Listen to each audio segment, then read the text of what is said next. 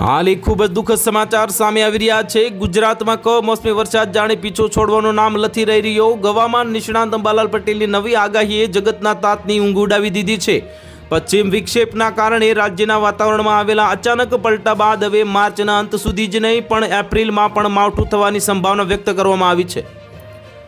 અંબાલાલ પટેલના જણાવ્યા અનુસાર રાજ્યમાં હજુ એક નહીં પણ વધુ 3 પશ્ચિમ વિક્ષેપ આવવાની શક્યતા છે, જેના કારણે આવતીકાલ સુધીમાં રાજ્યભરમાં વાદળછાયું વાતાવરણ રહેશે અને છૂટાછવાયા વરસાદી ઝાપટા પડી શકે છે। આ ઉપરાંત માત્ર વરસાદ જ નહીં પણ ભારે પવન અને આંધી વંટોળ આવવાની પણ પૂરેપૂરી શક્યતા છે।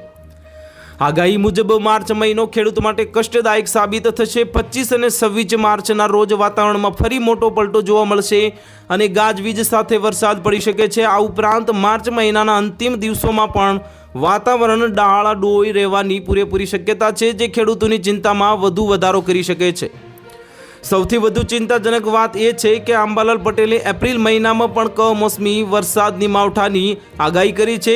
સામાન્ય રીતે એપ્રિલમાં કાળઝાળ ગરમી પડતી હોય છે, પરંતુ આ વર્ષે પશ્ચિમ વિક્ષેપના કારણે વારંવાર માવઠું થતાં રવિ પાકને વ્યાપક નુકસાન થવાની ભીતિ છે। ખેતરોમાં હાલ ઘઉં, જીરું, ચણા અને રાયડા જેવા પાકો તૈયાર થઈ ગયા છે અને અથવા તો લણણીની પ્રક્રિયા ચાલી રહી છે।